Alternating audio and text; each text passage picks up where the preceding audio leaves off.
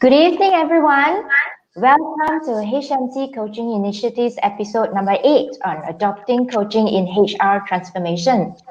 So, as I want to also advocate a little bit about Happy Me Career Coaching Initiatives, we run on a mission to spread awareness of coaching and bring about an evolved change to the masses mindset and advocate the use of coaching into their daily lifestyle to help individuals so to engage their own willingness and motivations as they develop their career and personal growth. I mentioned earlier episodes the need why I am doing this. Simply the fact that me and fellow coaches whom we have coached so many people leading to breakthroughs and resolutions at work and personal developments, but there are many still have misconceptions about coaching. Now, through these webinars, I hope you're all out there are able to understand a little bit more about coaching and find values through these targeted talks that can help you in one way or another in your work or personal lives. Now, please feel free to type your questions in a comment and we'll answer the questions along the way, okay? Now, today we are so happy and very honored to have invited Alvin Goh, the Executive Director of the Singapore Human Resource Institute, to explore with us on this topic about adopting coaching in HR transformation. And it's very important moving forward in the new norms, right? Alvin has been in people development areas, and that's why he's seen and believed coaching's benefit and impact on an individual during his HR experience. Hello, hi Alvin. Thank you Hi, for being with Mavis. us. Yes, hi Alvin. Thank you for being with us. Alvin, would you like to share a little bit more about yourself, before we start the show? Okay, so I'm currently the Executive Director of Singapore Human Resource Institute, or SHI for short.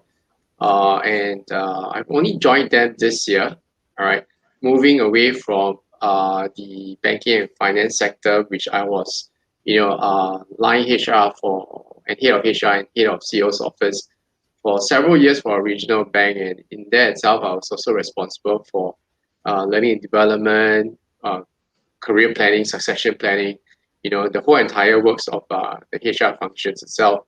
So my tenure with the banking and finance industry has been slightly more than 10 over years, including consulting in the banking industries itself.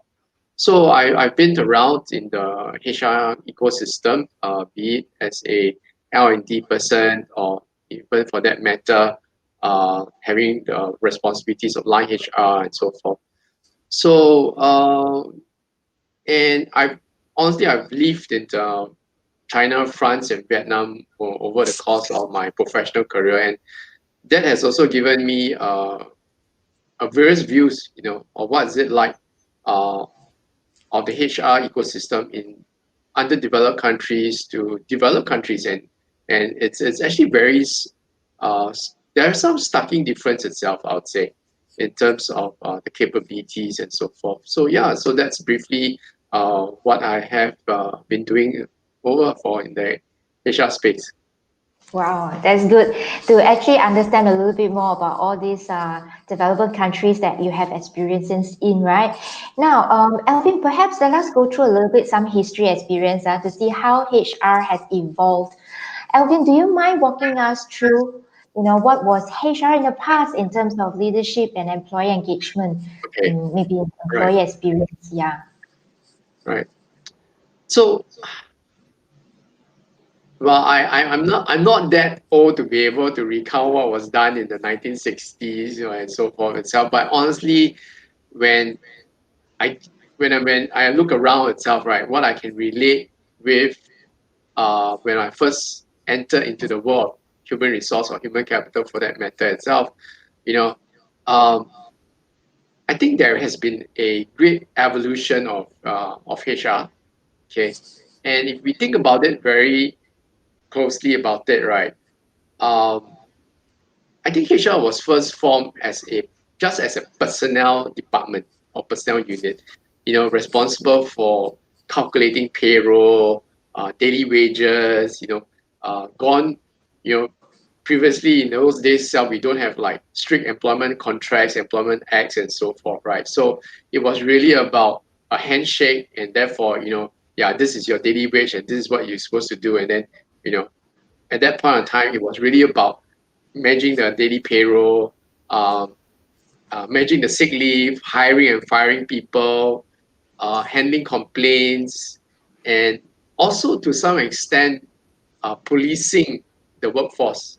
All right, you know, walking around like a discipline master with a cane kind of thing. Oh, you did this, you did not do this, you were late, and everything. I think there was a good story about how employees need to do the punch card when they come in and punch out, kind of thing. So it was really very much of a personnel department at the start of the evolution of the HR. And from there itself, we actually move into then like human resource, like employee engagement, performance management, uh, job evaluation, right? Recruitment and retention, right? Of talent and onboarding and so forth. So we move from personnel to human resource. And in today's context itself, maybe about the last few years itself, especially, we changed the lingo or the language itself from human resource to human capital, correct? So rather than looking at the workforce as a resource, right now we are looking at it as a capital, right? And that's where, from a strategic HR perspective, we are looking right now into the like building the corporate culture, strategizing according to the business needs, creating the employee value proposition, like you clearly mentioned, right? We have moved from being a police officer now to um, a coach, a more compassionate leadership, and so forth about increasing and enhancing the employee engagement and overall experience, right? Finding that competitive edge for our businesses, right? And rather than from a daily wage, whereby we first started in personnel department, right now we are looking at total comp, right? So these are the things that have actually evolved over the years itself. Uh, as the economy progress, as infrastructure is made available, and going forward, I think um, it's going to be more importantly to actually look at digitalization, looking at data, looking at how to use data and harnessing data to look at uh, predictive analytics, but more so importantly also into preventive analytics as well, and using all these data itself to actually aid in a better decision making going forward. So that's how I see HR has evolved over this period of time. You know. It's actually very interesting when you talk about how we are using data to actually observe some pattern of the human capital. Is that right? What I'm hearing from you, and how is that coming about using this data? How has it been evolving? So, in terms of data itself, what I'm seeing as well, is that people are trying to use more tools, people are trying to use more data points, right, to look at, for example, the employee life cycle, right, the motivation level, and using, like, for example, employee engagement scores to better their decision making, right? So Mm. if you think about it over the last decade or so itself, we always look into like employee engagements, right? So we do a lot of deep stake analysis, poll surveys, and so forth, right? So from there itself, we always look at the different parameters of an employee life cycle, from onboarding to whether they are the job satisfaction they are doing, what's the job satisfaction levels. We also like evaluate and gauge you know the so-called net promoter scores, NPS. Would you actually recommend your friend to join our organization and so forth?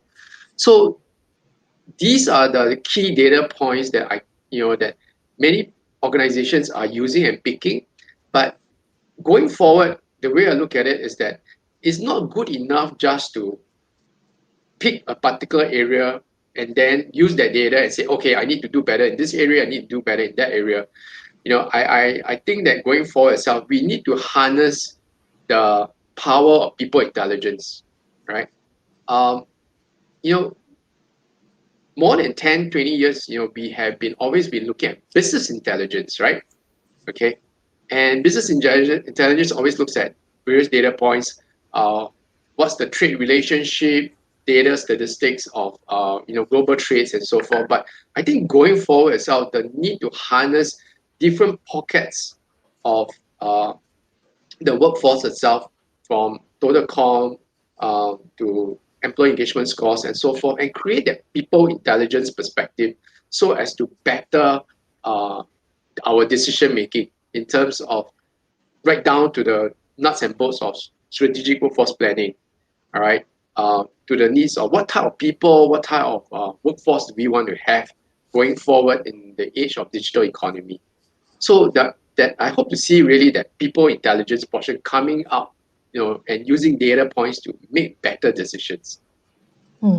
That's a amazing explanation you have on harnessing the data points to create that people intelligence perspective. So when we talk about people intelligence perspective, right, and today's topic is also about coaching. So Yeah. one thing about people intelligence perspectives and how coaching, can be implemented in this arena. We can actually, let's look back again now. What was coaching like in the past, and how is the concept of coaching being introduced into these people intelligence perspectives? Right. I think coaching has really come a long way over all these years itself. I still remember when I was being assigned a coach itself. It was my opening for me, because I always thought that, okay, this is my problem, help me solve it. This is where I'm struggling in. Help me improve upon it, right? But surely itself, as I go through that engagement, Mhm. and that uh, the buy-in, the contracting part of coaching, right? I felt that it has really changed and transformed into um, helping me think out of the box, helping me as a person to grow into my position, helping me as a leader to lead better, all right? Helping me as a fellow colleague to see where others are coming from, all right? So it's not so much about um, telling me what to do, how to do, when to do it, but more importantly, helping me to unlock certain mental barriers that I have had during that point of time when I was starting off as a first level manager or leader at that point of time. So, and based on what I know also and relating to what I'm seeing in terms of the coaching environment, it has really, really come and changed over time with even to the introduction of using psychometric tools as a starting point of discussion. All right, using various psychometric tools from very popular organizations. I won't name them here, but there's a long laundry list and so many out there, right? Uh, and I think that has actually helped um, organizations, or rather coaches themselves, to better have to coach and coachee to have a better conversations, right? To unlock mental barriers and to raise the bar of what a person can really do and perform. I think this has actually changed over the years itself. Yeah. Mm. And you actually recognize that coaching helps to lift up the mental barrier bars, right? As you mentioned rightfully. Now, along the way, people actually get confused between the concept of coaching and mentoring being blurred. Do you agree that it's actually kind of like a gray area? Well, in all honesty, yeah, you can say that it's a gray area, but really there is a very clear, distinct difference between coaching and mentoring to some extent is what you're alluding to.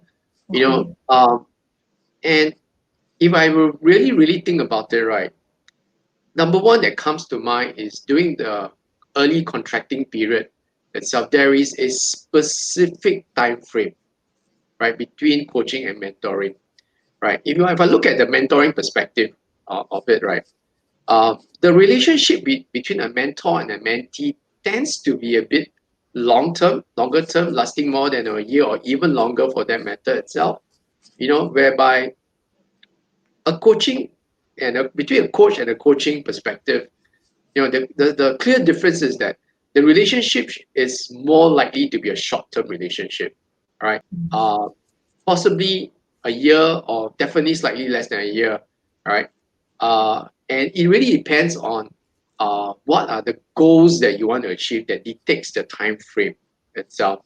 Because the coach is there, as I said, to really help unlock mental barriers and to allow the coachee to itself to formulate uh, his or rather gain a better understanding of his own personal strengths and weaknesses, and from there itself develop uh, the thinking powers of their own selves and to uh, raise their own personal standards and bar.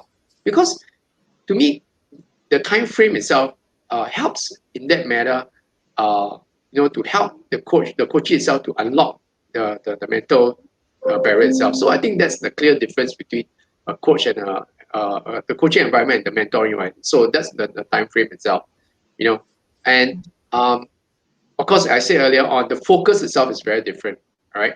The focus whereby coaching is more performance driven, right? You want to achieve certain things, but I'm not going to hand you an instruction book of how you're actually going to uh, achieve that performance itself. It's what they always say. Um, Teach a man uh, how to fish and give him a fishing rod, and he will be able to fish for himself for entire life, right? Along those lines itself. So it's very, very different in terms of the focus itself, right?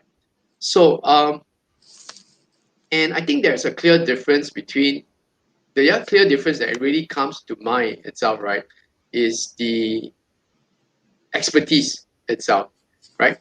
Um, Although we are seeing a greater trend of organizations building their own coaching culture whereby they are also developing their own internal coaches itself, but traditionally, um, coaches tend to be from an outside in perspective. They from outside of the organization. Mentoring, on the other hand, tends to be from within the organization itself. Mm. Most of the time, right? And this is also another clear, very distinct difference. Mentors tend to have more seniority, right, and expertise in a specific area than the mentee, right?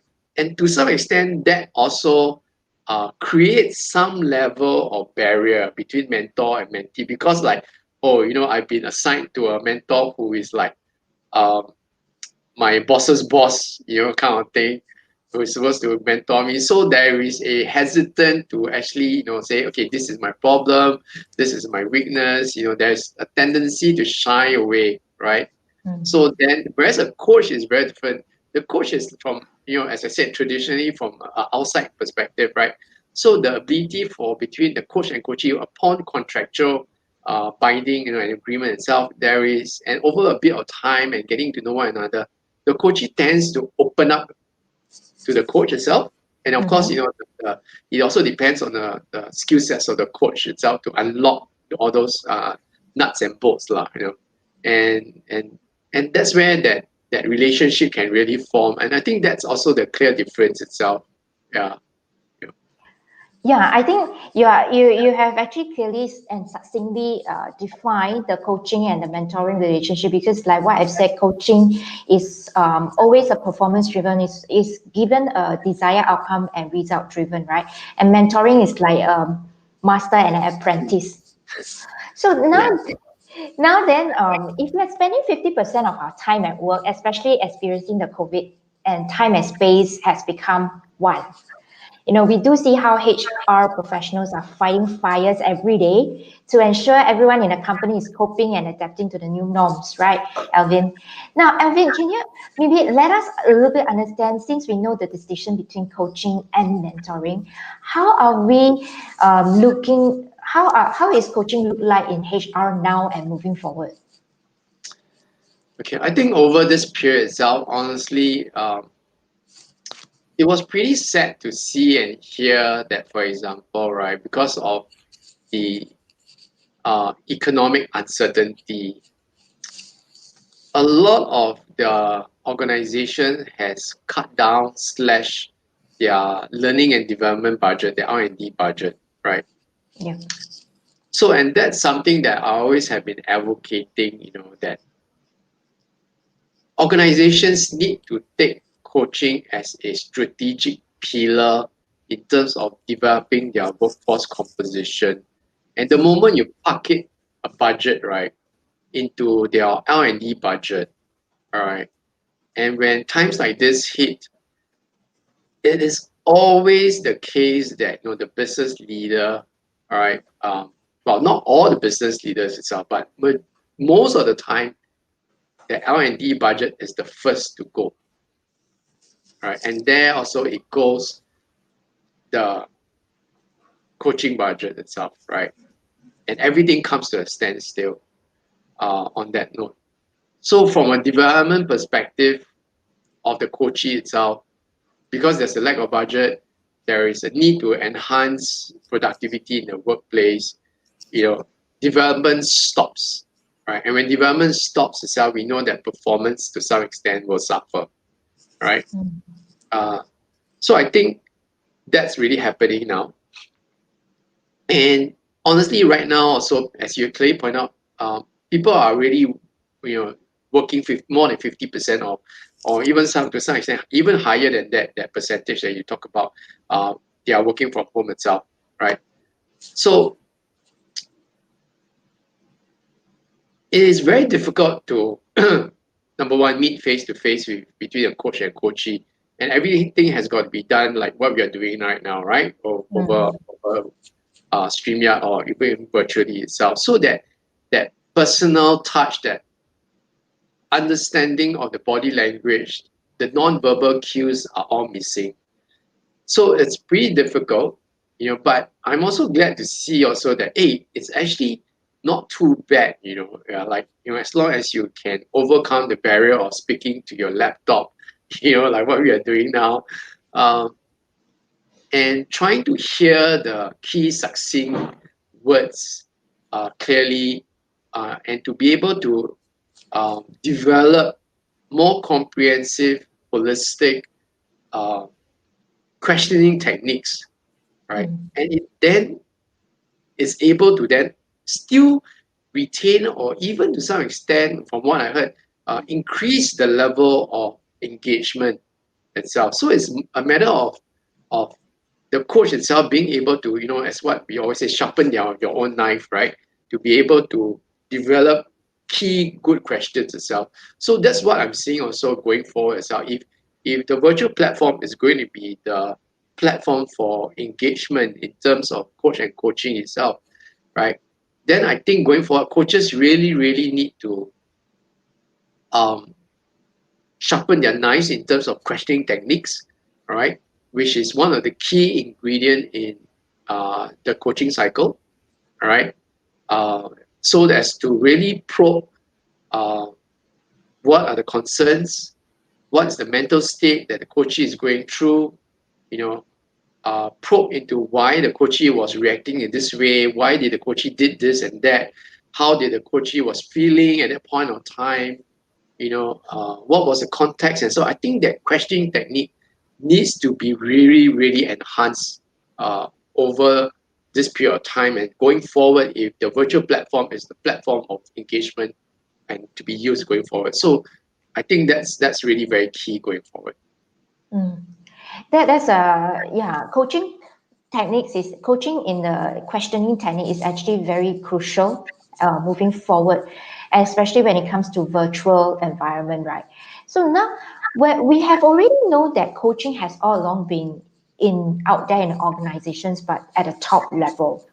And now moving forward, when more and more companies and organizations is actually looking at how to improve their employee engagement and even employee experience, do you think, can we adopt, or how can coaching be part of the HR strategy to map out the employee experience in the employee's journey with the company? Right. I think number one, right, okay, is that I think that there's a need to change mindset among organizations who want to have this or develop this coaching culture or this coaching platform for their employees itself. because in the past itself, we always think that coaching is really for senior management or for um, high potential executives and so forth itself, right? Correct. Indirectly or directly, whether how you look at it, it creates a elitist perspective, right?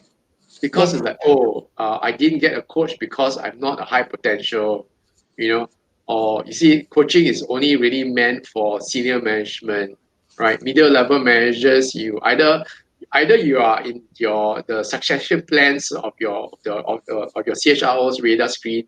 If you are not on the radar screen, you'll never be assigned a coach, right? So Yes.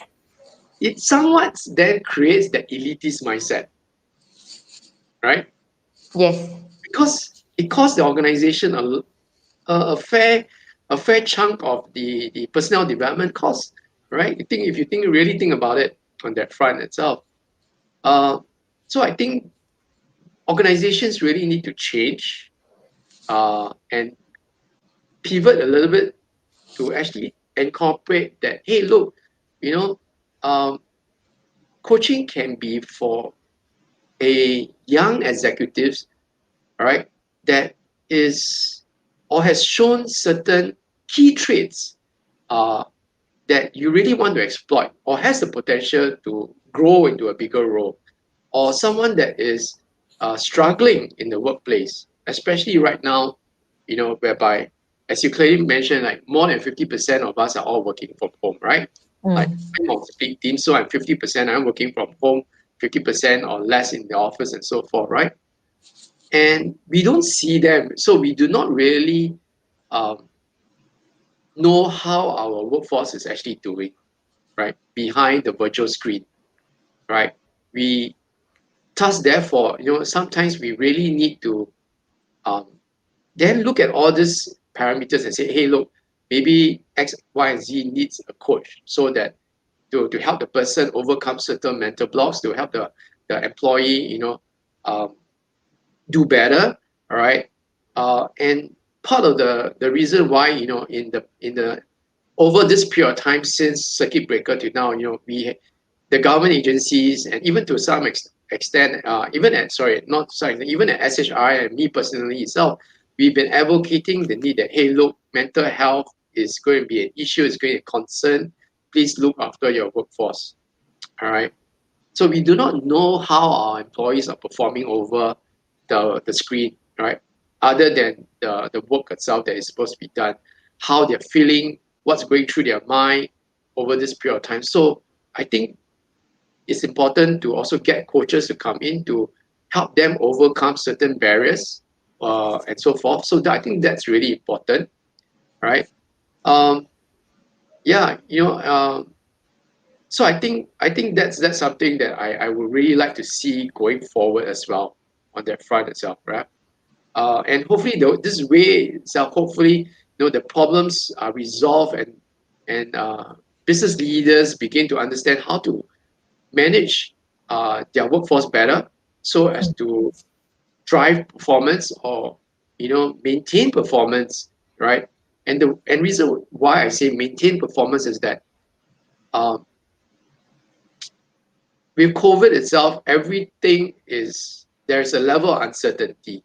There's a level of ambiguity going forward, right? Although we are in the tail end of FY 2020 itself, we do not know what's going to be FY 21 going to be looking like. So unless you have a crystal ball in front of you that can predict the future, I think it's important to then really look at continuous development, continuous learning, to actually then unlock our workforce, uh, any mental blocks, right, to actually move forward. Especially right now that the digital economy has gone into from second gear, third gear to fifth gear, and has sped up so fast. All right, I think that's important. Yeah, I think yes, it's important that actually how we can adopt coaching be part of the HR strategy as well as when you mentioned about mindset.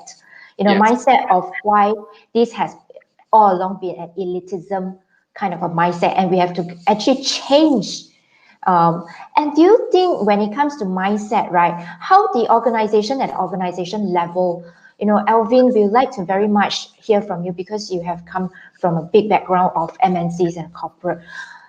Based on your experiences, what is the first thing, at organization level, they can change their mindset into adopting coaching in their HR transformation moving forward? So I think number one itself, to adopt a change and to pivot from uh, coaching is something that we can use to drive performance and in return productivity itself. Number one, perhaps maybe at times we can do the reverse. When we go out and find coaches, when CHROs or head of HR or head of L&D, when we go out to find coaches itself, we always try to find people with a lot of gray hair or people who are balding, you know, people who have a lot of wrinkles, that reflects their seniority, and so forth. And I think that's the number one area that perhaps is good to change, and sometimes we do not need, well, I mean, not say that we do not need, they bring a wealth of experience, no doubt about those senior business leaders and senior business coaches, right? But sometimes maybe I also like to push the envelope a little bit and see maybe we get someone younger, someone who is well trained, well developed, right? Someone not say a very senior business leader, but someone who has been there, done that, who is an entrepreneur, for example, all right, to coach me, right? Need not be someone 10 years older than me, right? Someone maybe 10 years younger than me, right? Someone who has been there, done that, and so forth. I think that would be interesting, right? I would love to be coached by, for example, Mark Zuckerberg, right? Facebook, Yes. right? Yeah, it'd be interesting to hear him how he has grown his business from a uh, garage to what it is today, right? It'll be interesting to speak to any business leaders, right? The entrepreneurs, the digital savvy guys who has put their mark on the business front, and I think that would be interesting, right? To actually hear from them, to be coached by them, to see how they have maneuvered, how they have actually, uh, put their mark on the business scene and the struggles they've gone through, so that then I could also unlock certain mental barriers that I have, right? I think that would be interesting because, as I said, traditionally, if you look at it itself, yeah, I need to find somebody who is a well-respected business leader in the industry, someone that has been there, done that, someone from the same industry itself, right?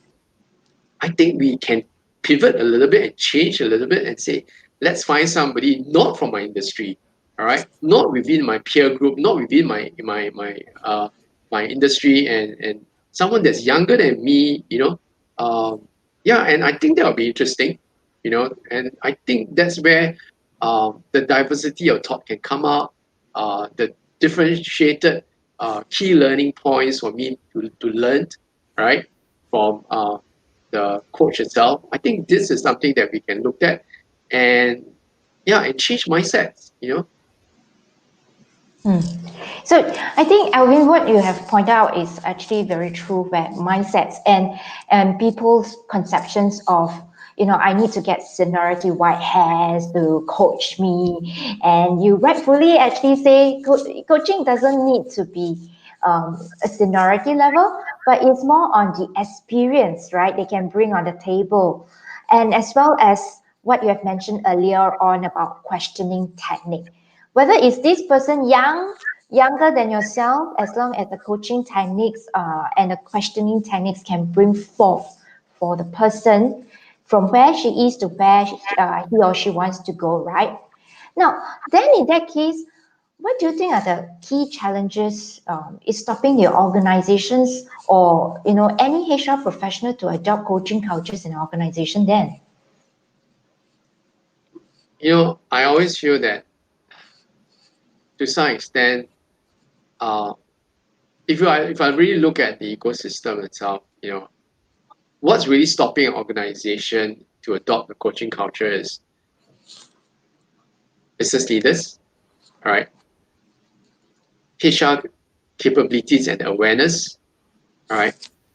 And legacy issues that have come up in the past, right? I think these are the three main areas that stops organization from going forward. And let me elaborate a little bit. Let me start with legacy issues. Once beaten, twice shy, that's what they always say, right? So when a staff member or senior staff member, right, have had a bad experience with a coach, then that becomes a stumbling block to some extent, right? Personally, I've seen and experienced that at the meeting room on the discussion table, when me as a head of HR itself, when we talk about coaching, and everything, then the first thing is, oh no, please don't go there. I had a very bad experience and so forth, right? And that conversation then is being hijacked by that legacy negative connotation, bad experience. Then people will be questioning, asking, oh, what happened? This and that, this and that. And from a strategic conversation, it becomes a coffee shop talk. And that happens in the meeting room when we talk about workforce planning and we talk about L&D coaching and everything, right? So that's the key area. One of the key areas, legacy issues will actually stop an organization from fully implementing or adopting a coaching culture to some extent. Okay. Now the second area, sometimes HR folks itself, we are not fully aware how to go about building a coaching culture. I'm not saying all, I'm saying some, right? Because we have not perhaps experienced the importance, the intent of being assigned a coach, right?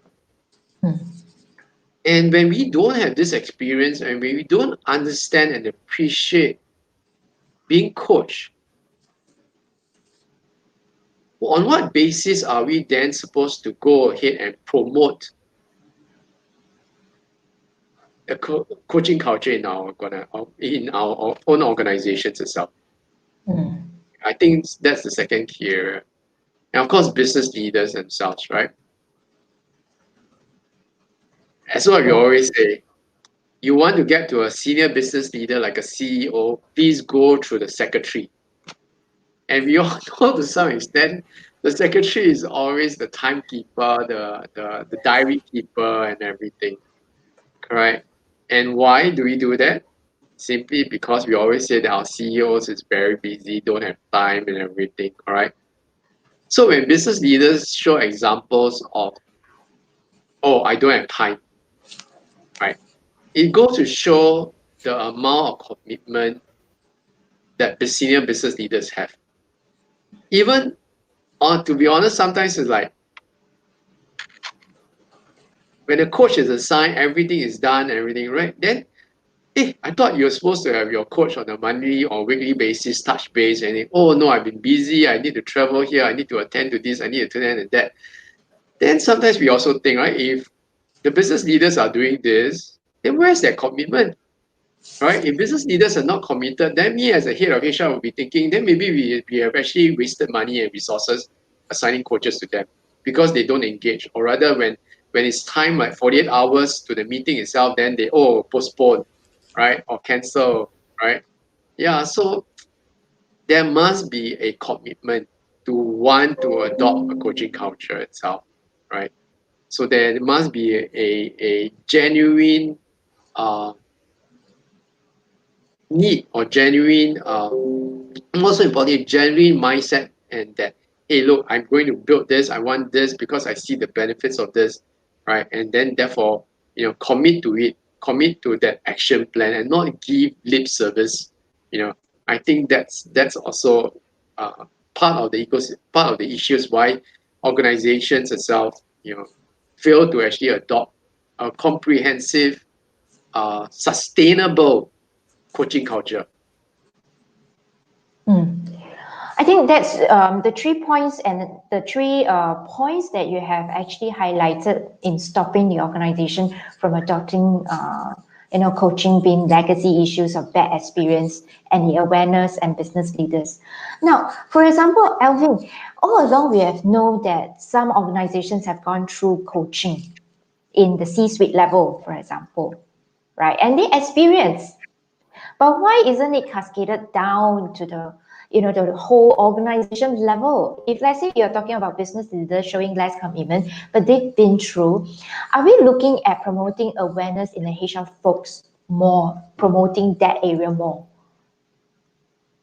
I think the promotion has got to be not only in the HR community. I think it has got to be for everybody, all right, driven from the senior management, but managed by HR itself.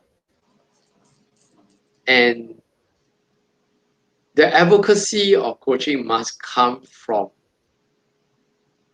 the business leaders and not from HR, right?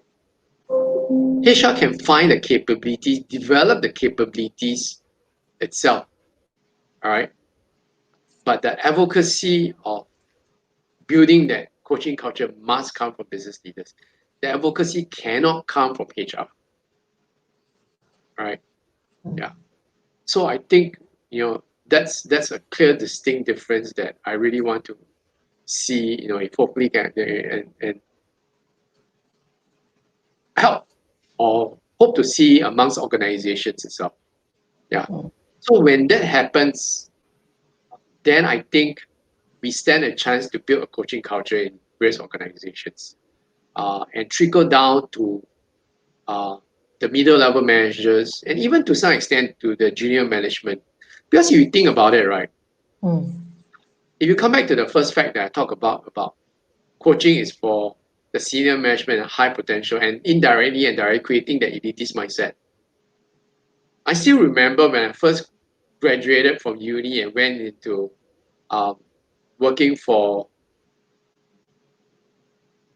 well, if you go to my LinkedIn, you know who's who lah. I won't say it here. Yeah. I went into one of the world's best business schools as my first job. And I still remember, I didn't even get a coach. I didn't even get a mentor, but other senior guys were, they were talking about coaching and everything and whatnot. So that created like, okay, it's a very elitist, it's only for the best in class kind of thing. So I felt, okay, doesn't matter to me because I was still a young executive there and then, right? So, but in all honesty, among my peers itself, who joined me in my workplace itself, we at the lunch table when we have lunch, we say, yeah, so and so got handpicked for coach to be coach, stuff, and you can't help but sense that there is a negative connotation or negative underlying tone to that conversation. So if the young workforce itself or the new workforce, the new employees in the younger generation actually have this so-called negative connotation itself, and as they grow into middle level management and possibly senior management, hopefully, will that actually stick with them? And maybe that's why it prevents organizations from really building a sustainable coaching culture that really goes deep into the capillaries of the organization, right?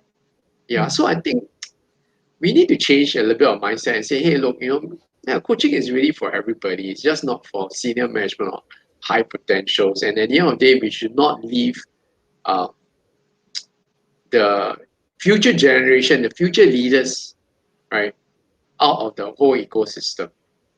Yeah.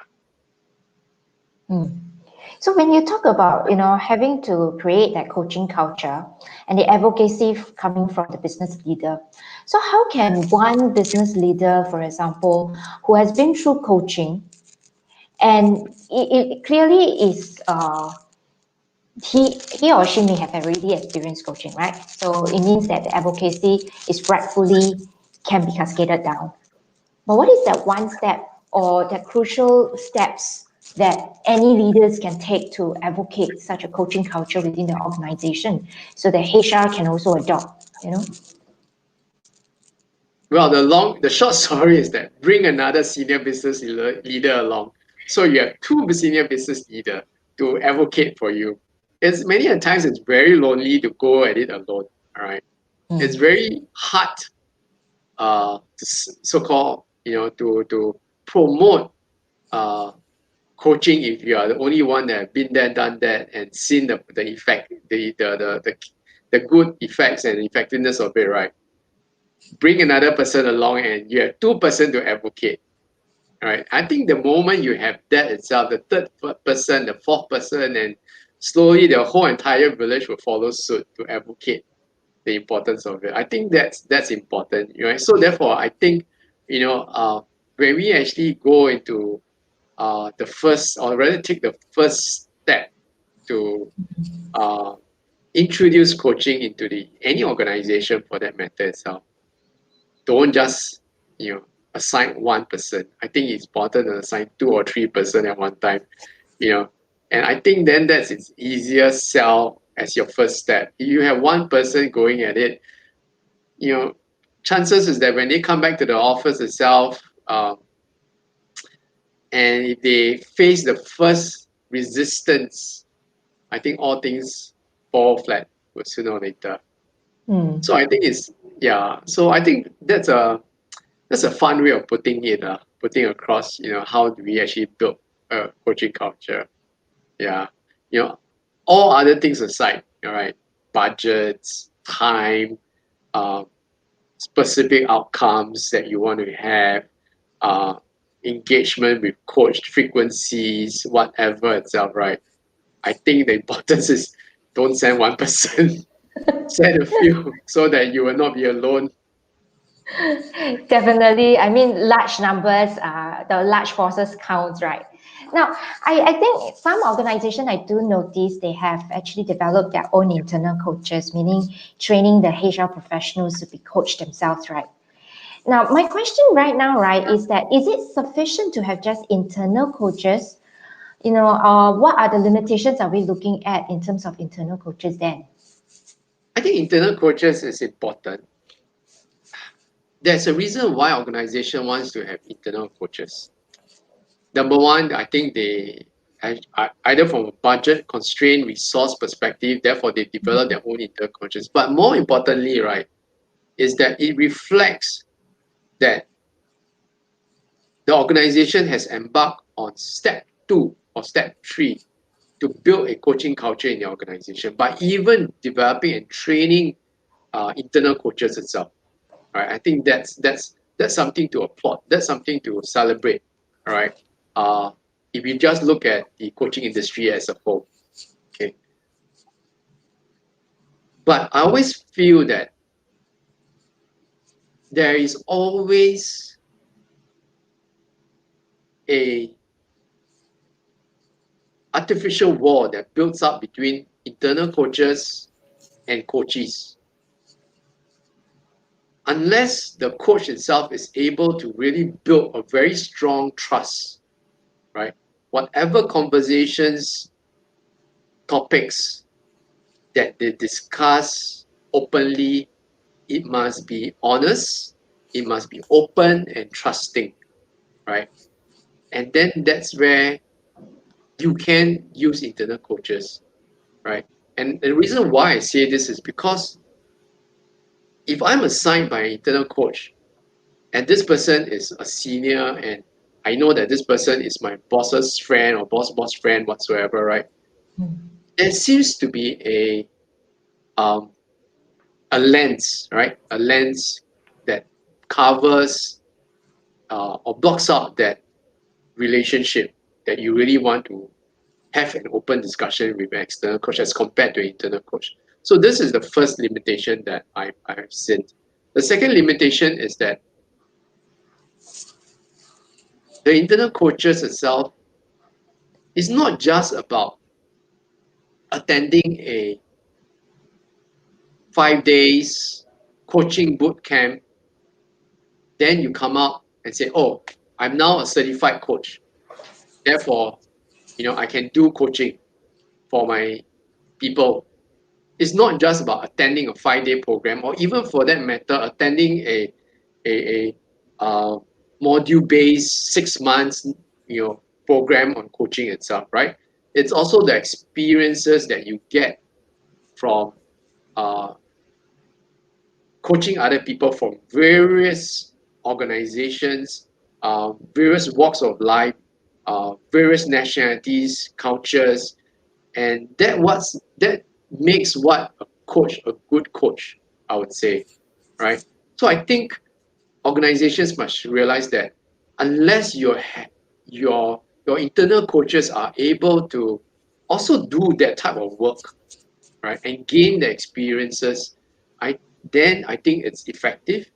If you think that just by sending a person for a 5 day boot camp on coaching or understanding the coaching cycle, coaching wheel, using particular psychometric tools, and therefore you can just because you have that certificate of attendance, that you are so-called coach right now, then I think we are destroying the coaching culture. No insult to anybody, that's listening in, but I think if you really want to be an internal coach, I think you really need to yeah, go explore, develop, expand that that that experiences itself.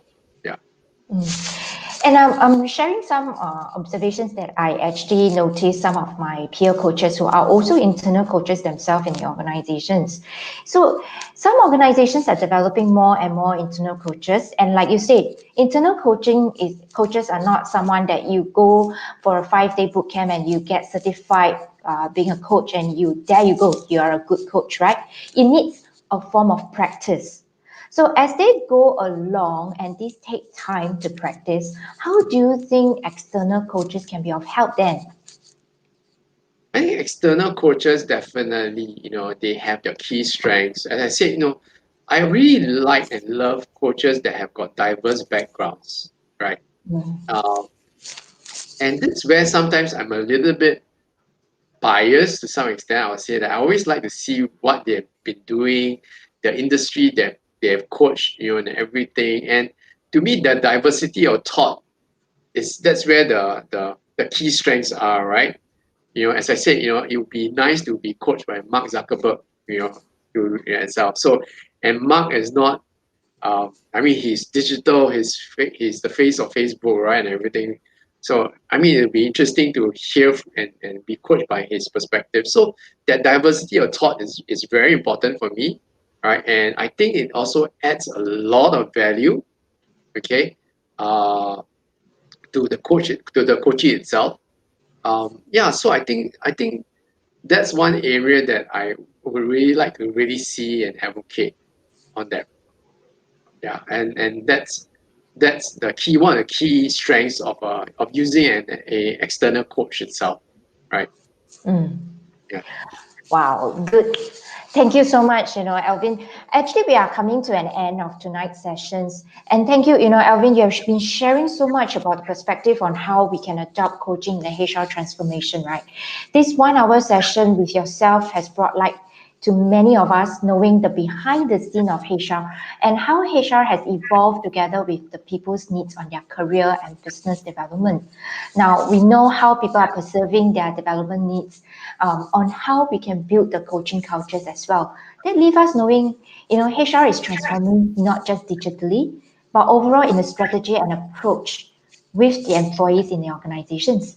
Now, it even make more sense for HR to adopt coaching to their strategy and approach towards creating an employee experience and employee loyalty, right? So thank you so much, Alvin, for sharing with us many HR perspectives. Yeah, we thank you so much for today's session. Thank you, Alvin. Most And welcome, Mavis. yes, stay tuned, everyone, to next week, episode 9. And episode 9, we've got ourselves two happiness coaches in the house talking about manifesting the happy me for work and personal development. Thank you, everyone, for being here with Happy Me Career. I hope you have brought a lot of insights and takeaways from Alvin, who shares so much about adopting coaching in HR transformation. Take care, everyone. Stay safe and good night. Bye-bye. Bye.